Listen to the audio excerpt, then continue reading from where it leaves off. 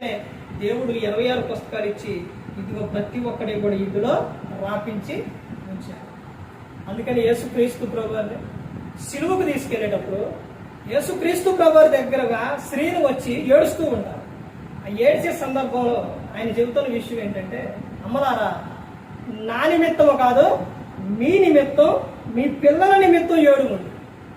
నా నిమిత్తం వద్దమ్మా, నేను ఇప్పుడు సిలువుకి వెళ్తున్నా, అక్కడ సిలువులో మరణిస్తా, సమాధి చేస్తారు, 3వ దినమున నేను మృత్యుజయుడినై లెగుస్తాను, సమాధిని బద్దల చేసుకొని వస్తాను, పునరుద్ధానుడనై తండ్రి ఎద్దుకు వెళ్తాను. నా కోసం ఏం చేయదు ఏమన్నా మీరు? నా కోసం కాదు. ఎవరి కోసం ఏడవాలి? మీ కోసం, మీ పిల్లల కోసం. దుష్టుడు ఎరలేసి మీ పిల్లలను లోకంలోకి లాక్కెళ్ళిపోతారు. వారు అలా వెళ్ళిపోకుండా వారి నిమిత్తం నువ్వేం చేయాలి? ప్రార్థన చేయాలి. ఏడు బయట విషయాల మీద, లేదా ఎన్నెన్నో విషయాల మీద ఏడుతున్నారు. ఆ విషయాలు కాదు. నువ్వు మోకాళ్ళు వేసి నీ పిల్లల కోసం నువ్వు నిత్యము కూడా గోదాడినప్పుడు, ప్రార్థించినప్పుడు, కన్నీరు ప్రార్థన చేసినప్పుడు వారు ఎలా ఉంటారంటే, ఫలించి యెహోవా కొరకు ఎదురు చూచువారు నూతన బలం పొందు. ఈ వారు ఎలా ఉంటారంటే పక్షిరాజు యమనం వలె ఉంటారు. అప్పుడు నీ పిల్లలు దేవుని చేతిలో, బలవంతుని చేతిలో బాణములలాగా ఉంటారు. ఆహా, ఏం పిల్లలు, ఏం పిల్లలు! ఎవరి పిల్లలు? వాడి పిల్లలు మంచిగా పెంచారు.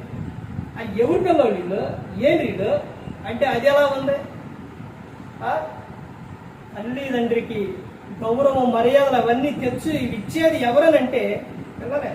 ఆ పిల్లల విషయాల్లో తల్లిదండ్రులు మంచి జాగ్రత్తలు తీసుకున్నప్పుడు వారు భూమి మీద ఫలించి అభివృద్ధి చెందుతారు. కీర్తనలో 128వ కీర్తన అదే ఉంటుంది మొత్తం కూడా.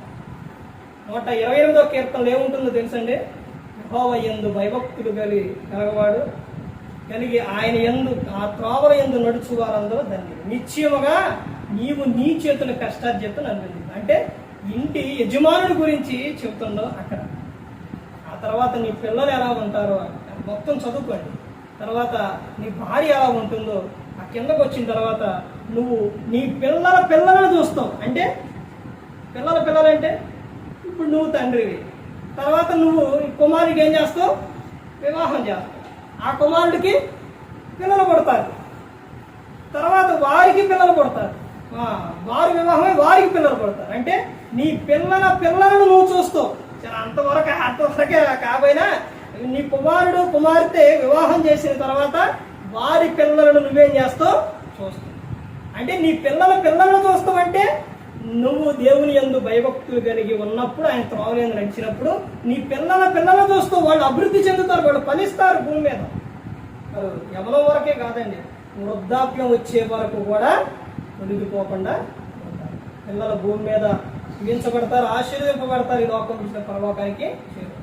ప్రతి ఒక్కరు కూడా దేవుని యందు భయభక్తులు కలిగి పరిశుద్ధాత్మ మాట ఏంటి హృదయ శుద్ధిని కాపాడుకుంటూ క్రీస్తుని పోలే నడుచుకున్నప్పుడు లోకం విడిచిన పరలోకానికి చేరుకుంటారు.